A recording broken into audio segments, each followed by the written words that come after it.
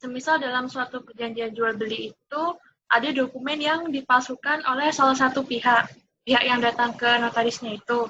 Tapi si notarisnya ini nggak tahu kalau dokumennya itu dipalsukan oleh salah satu pihak itu. Nah, yang mau saya tanyakan itu, apakah notaris itu wajib untuk mengecek keaslian dari dokumen yang diserahkan ke notaris tersebut? Terus yang kedua, semisal sudah terjadi yang pemalsuan dokumen oleh salah satu pihak itu dan ternyata terjadi suatu kasus pidana, itu apakah notarisnya itu juga terkena imbas dari pemalsuannya itu?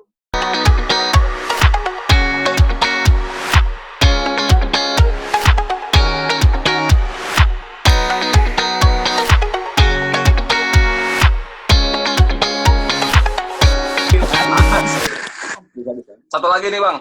Apa, Ben? Mau nanya apa tadi ya?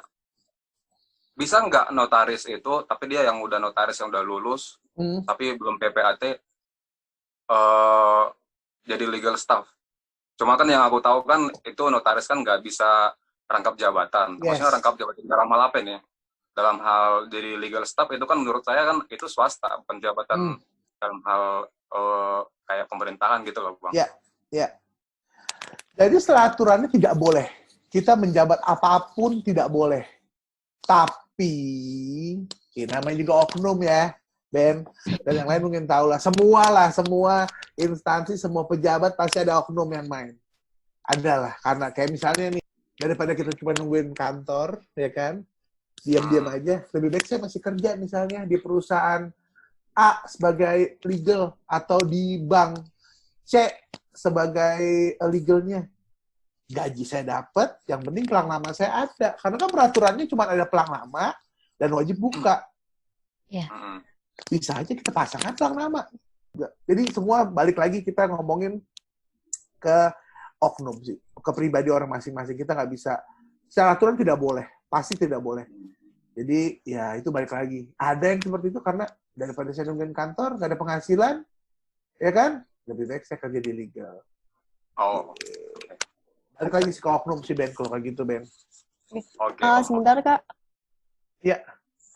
Kan waktunya kurang 3 menit lagi ya. Iya. Dan ini masih ada 5 pertanyaan. Untuk kakak narasumber, kira-kira kalau ditambah waktu gimana? Lanjut. Belum jam 12. Makasih ya Om. Makasih ya Kak Marta. Kak Marta gimana? Lanjut. Oke. Pertanyaan selanjutnya bisa Kak Astari Mirna. Silakan Kak Astari Mirna. Video sama mikrofonnya bisa di-on-in.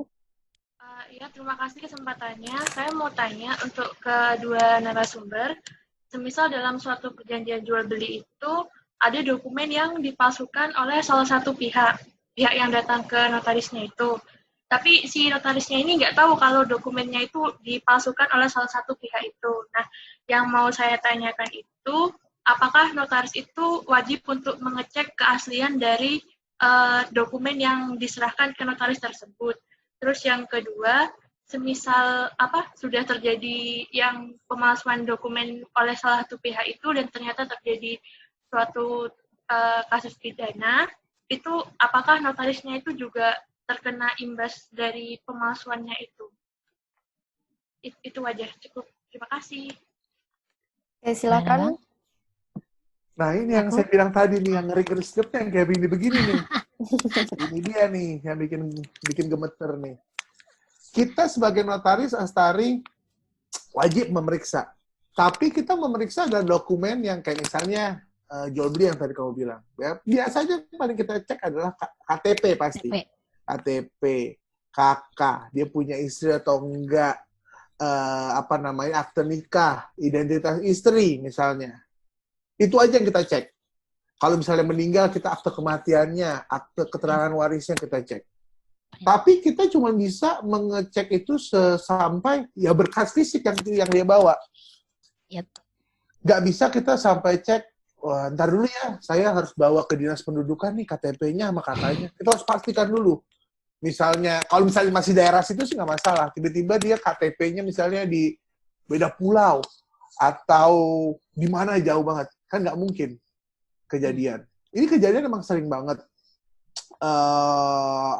Notaris pasti akan dipanggil. Notaris pasti akan dipanggil, akan dijadikan saksi pasti yang pertama. Dia kan saksi apakah benar orang ini kok bisa buat, tapi misalnya yang tadi Martha juga bilang mungkin di awal, kok istrinya beda, padahal istrinya akte kawinnya ada, kok bisa istri yang kedua nih yang tanda tangan misalnya. Nah karena kan kita taunya adalah dari identitas atau identitas yang diserahkan ke kita. Kita nggak bisa, palingan makanya kita harus punya bukan indera keenam juga sih, insting lah sedikit. Misalnya kok mencurigakan ya suami istri kok misalnya kok mesra banget ya udah kawin misalnya 20 tahun kok kayak anak muda ya kan. Jaraknya 20 tahun gitu kan. Nah, itu kan sangat bisa mencurigakan banget kan. Itulah yang palingan kita bisa korek-korek sedikit. Tapi kalau misalnya kita menuduh kan bisa tersinggung juga. Ada kejadian dia itu KTP-nya asli, akte kawinnya asli, semua asli. Yang palsu siapa? Istrinya yang datang, bukan istri aslinya. Nah, gimana kita bisa buktikan bahwa itu bukan istrinya? Ternyata orangnya istri aslinya di rumah, dia bawa orang lain, mohon maaf menggunakan jilbab juga. Ya kita kalau di foto kan ya kurang lebih sama lah. Ya akhirnya itu batal demi hukum. Dan notaris pasti akan dipanggil. Kenapa bisa kejadian seperti itu? Tapi kan nggak mungkin dong. Mohon maaf, coba dilihat dulu apakah benar. Buka dulu. Nah, makanya nggak mungkin kayak gitu. Tapi jadi Bang, sebatas berkas.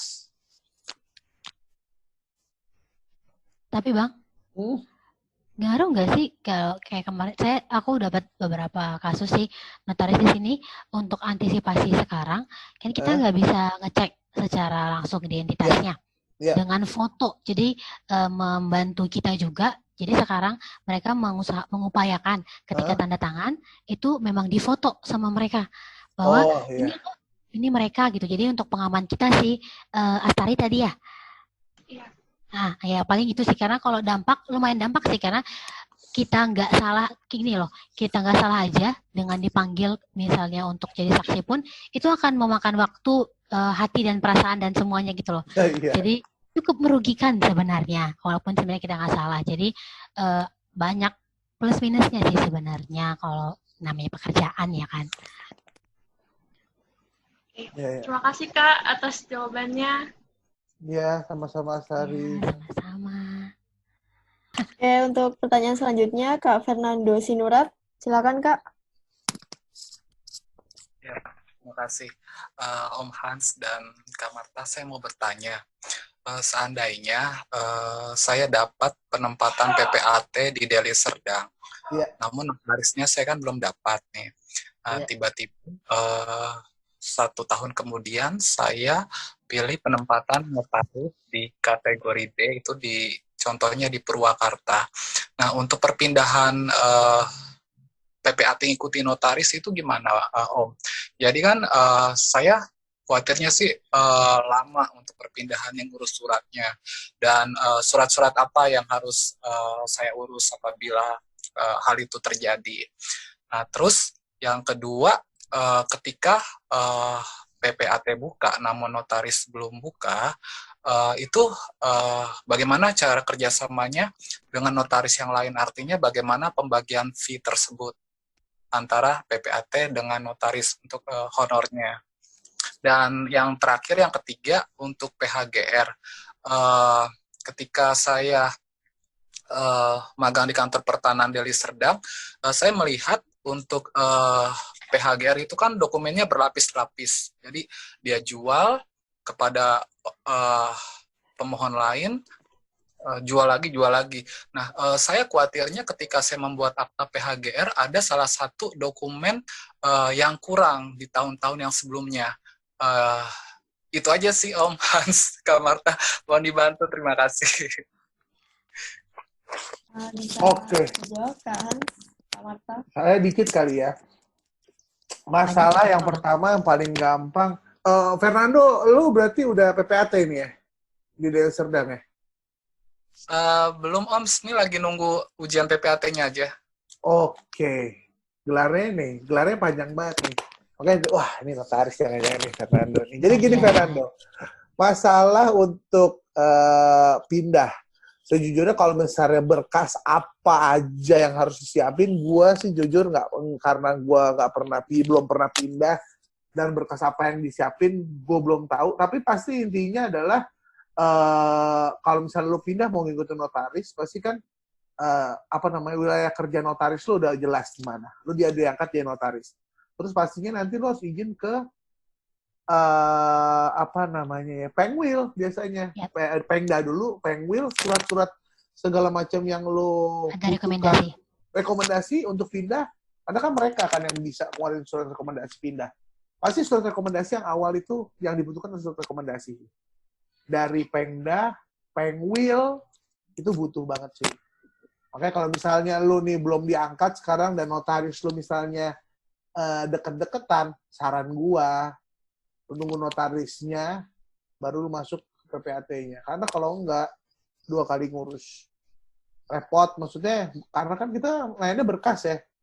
Lu kayak misalnya baru, terus lu minta tanda tangan atau minta rekomendasi ke Pengda. Kalau Pengda lo enak, nggak masalah. Salah. Ngurus lo enak. Kalau Pengda lo nanti anak baru mau minta lah, lo akan repot.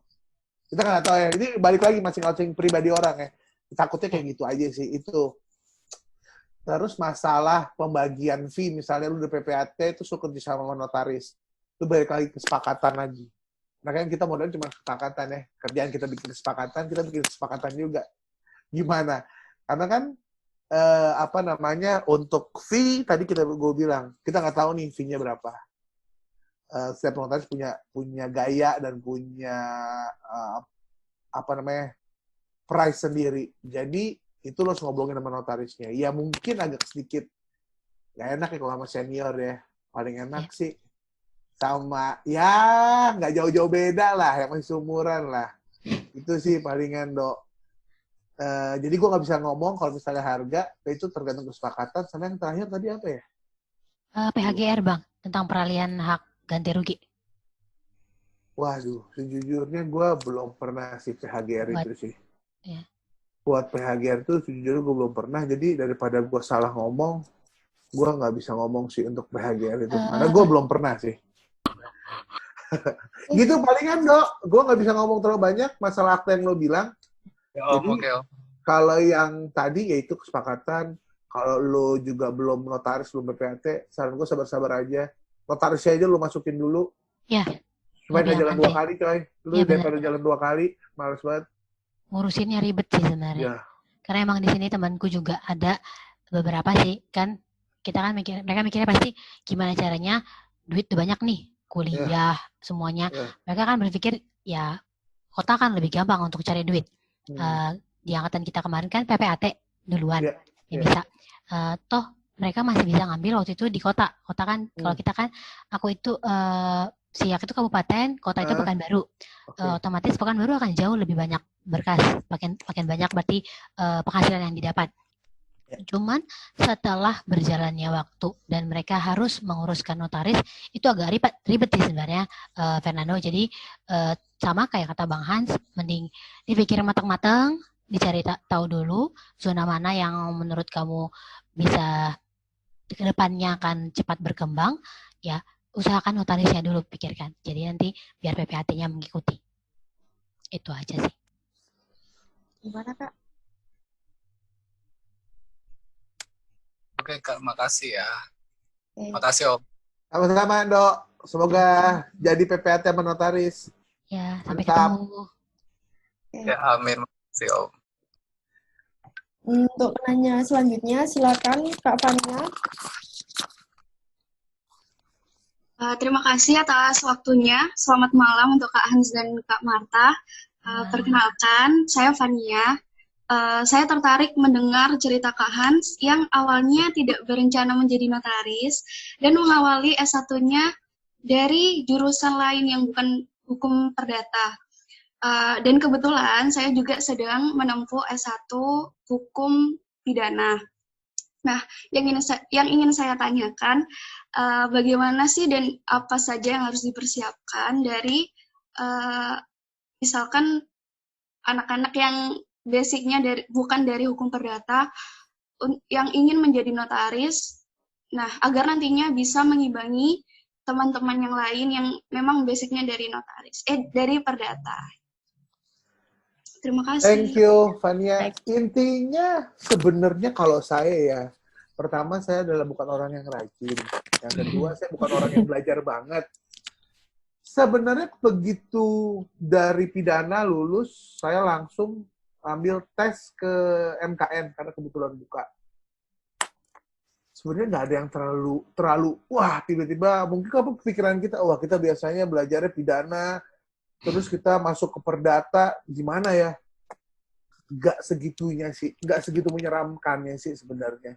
Cuman kan pikiran kan, wah ini kita harus, biasanya belajar tentang agraria, terus perikatan, terus PT. Itu doang palingan yang untuk tes masuk ya biasanya ya. Karena kan emang kita bermainnya di agraria, di PT, di perikatan, gitu-gitu. Tapi selain itu sih, enggak ya. Nggak tahu ya di kampus lain, tapi kalau di Undip sendiri, sejujurnya saya sih tidak merasa terlalu timpang. Apa karena emang saya bebal juga, jadi saya kurang tahu. Tapi intinya tidak terlalu timpang lah. Jadi nggak usah khawatir lah. Yang penting coba dulu aja, ya kan? Nggak usah takut lah. Yang penting kan fakultas hukum juga. Yang penting kan masuk MKN harus fakultas hukum. Mas, nyemplung aja dulu. Nanti kalau misalnya nanti bisa berenang sendiri. Iya, betul. Gitu, Fania. Nggak usah takut, Fania. Kak Marta, ada tambahan mungkin? Ya, panutannya aja udah ngomong, udah. Oke, gimana, Fania? Ya, cukup sih. Terima kasih atas jawaban dari Kak Ans dan Kak Marta. Siap, Fania. Semangat. Pasti bisa lah. Bisa. Terima kasih, Kak. Bisa aja. Oke, untuk pertanyaan selanjutnya, silakan Kak Ben. Kamera sama mikrofonnya dinyalakan.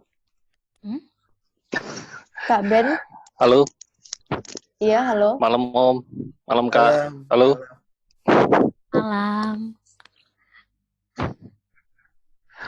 Mau nanya Om, kalau perbedaannya perjanjian bawah tangan yang udah watermarking sama perjanjian langsung yang di notaris itu apa ya? Perbedaan kekuatan hukumnya. Oke. Monggo, Marta. Marta, Bang. Boleh. Perbedaannya yang pasti harga ya. Oh iya, no. Ya kan? Ya, kalau harga itu pasti beda. Langsung ada yang ketawa loh. Kalau misalnya kekuatan hukum, ya notarial pasti akan lebih baik sih. Karena kan itu memang tanda tangannya di depan kita. Terus ada saksi juga. Kalau untuk kekuatannya itu, kalau misalnya warmek itu ada dua sih. Kalau yang aku tahu itu ada warmek, ada legalisasi. Warmaking, ada legalisasi. Nah, kalau warmek itu biasanya ini Bang Ben, itu biasanya dia itu misalnya surat kuasa nih, misalnya dia buat sendiri, dia tanda tangannya sendiri misalnya di rumah, dia cuma datang nih ke kita, terus Bu, Pak gitu, warmek kan tolong didaftarkan gitu. Jadi kita cuma mendaftarkan, jadi kita nomorin, kita tanda tangan, kita cap, sudah. Jadi akan jauh lebih mempunyai kekuatan hukum sih kalau misalnya notarial daripada warmek. Ya nggak sih Bang? Betul. Jadi gini, kalau saya boleh tambahin, Ben, kalau akta notarial pasti otentik. Ya. Alat pembuktiannya sempurna. Kenapa dia sih sempurna? Pastinya kita buat sebagai akta. Ya, penghadapnya jelas, apa yang isi dari kedudukannya jelas. Isi dari aktanya tersebut jelas, tadi bidang saksi jelas, dan kita kasarnya menyaksikan dan kita tahu isi komplit dari akta tersebut.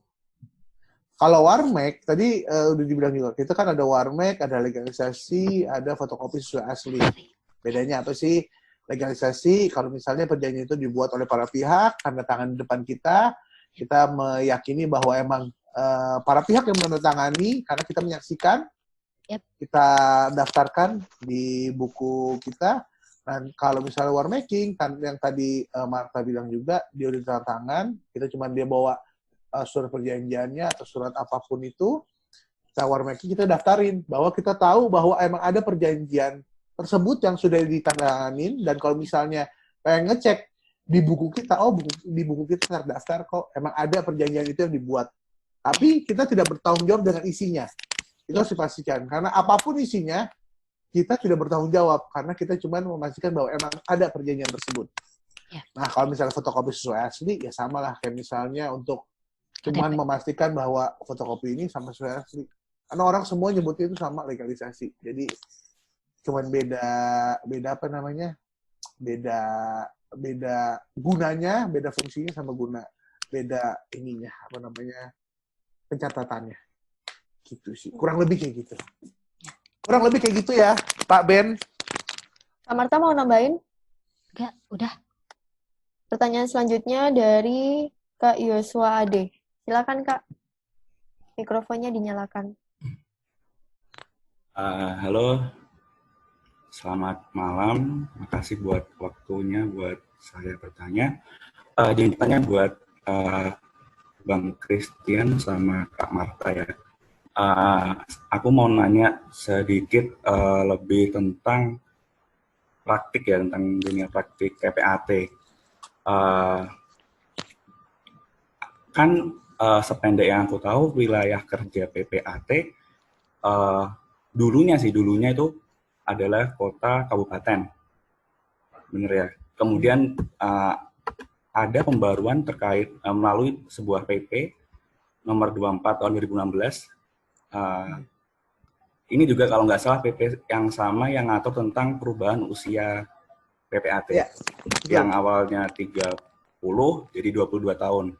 Nah, aku dengar artikel sekali, sama baca-baca artikel sama berita-berita kayak gitu. Yang paling ramai dibicarakan itu terkait perluasan wilayah kerja PPAT yang awalnya kota kabupaten kemudian menjadi provinsi. Pertanyaan saya, bagaimana tanggapan dari Bang Hans dan Kak Marta terkait PP tersebut loh, terkait perluasan wilayah, dan bagaimana penerapan hal tersebut di tempat wilayah kerja Bang Hans dan Kak Marta. Terima kasih. Kak Marta dulu mungkin bisa dijawab. Oke. Kalau itu sih, ya aku udah dengar juga sih. Kalau untuk aku deh pribadi, kalau baru ya cukup menyenangkan sih. Berarti aku nggak harus kerja hanya di kabupatenku aja yang begitu sepi gitu kan. Jadi aku bisa sekali-sekali gitu main ke Pekanbaru, ngambil akta gitu. Tapi setahu aku ada peraturan lain apa? Aku nggak tahu ya peraturan nomor berapa gitu. Dia tuh menjelaskan bahwa kita boleh memang ngambil seprovinsi kalau nggak salah, tapi itu nggak terus-menerus. Jadi bukan berarti kayak aku karena Desia kabupaten gitu. Jadi aku bikin pengumuman tiap Kamis Marta Harahap SMKN akan di Pekanbaru. Siapa yang mau bikin akta, Kamis datang ke sana gitu. Nah, setahu aku itu nggak boleh. Tapi kalau misalnya memang ada beberapa kondisi yang membuat aku harus bikin akta di Pekanbaru, yang tanah di Pekanbaru misalnya objeknya masih diperbolehkan. Itu sih kalau dari aku. Kalau Bang Hans? Masalah PP yang tadi benar, Joshua, ada yang sama seperti umur. Itu sempat waktu saya baru mau jadi PPAT itu menjadi obrolan yang emang tadi bilang menarik sih. Tapi setahu saya dalam prakteknya itu belum bisa. Masalah yang seprovinsi ya, kalau nggak salah ya, nggak boleh. Beda sama notaris. Belum ada untuk PPAT, untuk PPAT belum ada yang untuk seprovinsi. Hanya kita masih skupnya main kabupaten kota. Kenapa sih kita mainnya kabupaten kota? Gitu kan mungkin yang jadi pertanyaan kan. Karena begitu kita diangkat menjadi PPAT, identitas kita tuh harus daftar ke kantor pertanahan. Misalnya saya di Kabupaten Kerawang, kantor pertanahan Kabupaten Kerawang. Berkas kita kasarnya sebagai PPAT itu adanya di kantor pertanahan Kabupaten Kerawang. Jadi nggak mungkin kita misalnya Jawa Barat, anggap aja di Bogor lah. Saya sebagai notaris Kerawang, tetap bawa bikin akte, pasti kita masukin ke kantor pertanahan Bogor. pasti nggak ada berkah kita sebagai yang diakui sebagai PPAT di Kabupaten Bogor, misalnya. Jadi itu sih kalau misalnya bahas awamnya, karena saya nggak tahu prakteknya seperti apa, karena waktu kemarin dari IPAT itu ngomong, sewaktu saya menjadi pelatihan sebelum diangkat jadi PPAT, itu memang jadi bahan obrolan yang seru banget, tapi ya itu prakteknya belum bisa dilakukan. Hai kabupaten kota. Tapi kalau misalnya notaris, yang seperti Marta bilang, kita lingkup kerjanya provinsi, tapi ada tapinya. Tidak ada di peraturannya, tidak boleh kasar terus-menerus. Gitu. Itu kita boleh di skup provinsi. Gitu. Berarti memang yang terkait PP tadi memang belum terrealisasi semua. Setahu saya belum terrealisasi seperti itu. Baik. Nah, Gitu mungkin cukup saja. Terima kasih Bang Hans dan Kak Marta. Sama-sama Joshua. Thank you ya. Oke. Berhubung Kak Joshua ini pertanyaan terakhir, mungkin ada tanggapan dari Kak Hans sama Kak Marta? Mungkin mau berpendapat apa gitu? Saya dulu mungkin ya sedikit ya. Intinya gini sih, kalau misalnya teman-teman di sini pengen jadi notaris, PPAT, atau ya itulah yang kita lagi bahas sekarang, sebenarnya sih coba aja dulu. Jangan sampai kayak tadi misalnya siapa ya, Fania atau siapa tadi namanya, karena pidana nih, susah kali ya masuk notaris atau PPAT karena dia perdata. Menurut saya kalau misalnya kita S1 itu sebagai base banget dasar lo menjadi seorang anak hukum lah kasarnya, base dasar banget. Selalu masuk misalnya ke magister, itu baru tuh kayak pembagian lah cabang, dispesifikin, lo kerjain notaris, atau misalnya magister kenotariatan atau MH, itu bener baru dipoles lebih tajam lagi untuk bidang lo. Jadi kalau misalnya base baru Eva cuman pengambilan skripsinya, penjurusannya skripsi misalnya, gak usah khawatir lah, menurut gue nggak segitu-gitunya banget.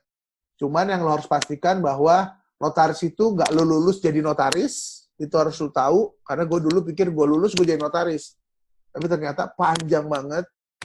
Terus duitnya, persiapannya juga lumayan, karena harus punya kantor sendiri, lo nyiapin amap, macam-macam, printer, terus komputer, kuota internet karena semua sudah online, terus lu nggak boleh berpromosi sebagai notaris, lu harus nggak boleh rangkap jabatan, pokoknya banyak aturannya, banyak kode etiknya. Jadi saran gue kalau misalnya emang lu berniat, sekalian aja berjuang sampai akhir, karena kalau misalnya lu udah jadi notaris, gue berani jamin ya lumayan lah.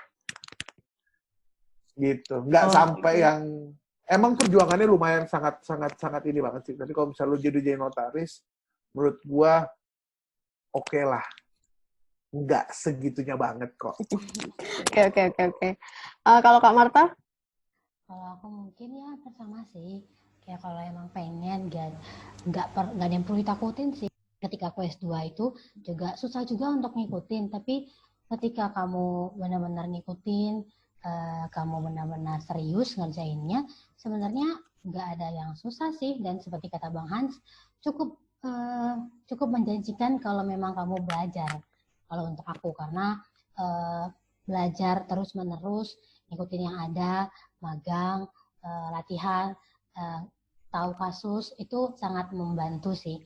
Apalagi kalau untuk aku ya, mau laki-laki atau perempuan, tapi untuk perempuan, ini pekerjaan yang cukup menyenangkan sih. Jadi kamu bisa buka kantor di rumah, kamu punya jadwal kamu sendiri, jadi kayak memang banyak uang yang keluar, kamu harus buka kantor, kamu harus punya pelang, kadang kamu harus gaji karyawan juga untuk hal itu, ketika kamu memang gak bisa standby, tapi worth it sih.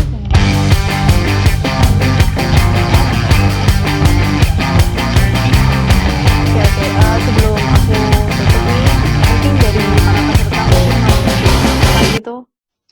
Siapa? Saya Fernando. Oh iya ya. Kesan-pesannya ya, untuk acara ini sangat menarik sekali, sangat membantu banget dan bermanfaat. Kalau bisa bisa ditambah untuk sesi berikutnya. Nah, karena waktunya udah habis, maka saya sebagai moderator akan mengakhiri acara ini. Terima kasih untuk Kak Hans, Kak Marta, atas waktunya dan ilmunya. Dan untuk teman-teman partisipan, terima kasih karena telah meluangkan waktunya. Sampai jumpa di bincang hukum berikutnya. Terima kasih. Wassalamualaikum warahmatullahi wabarakatuh.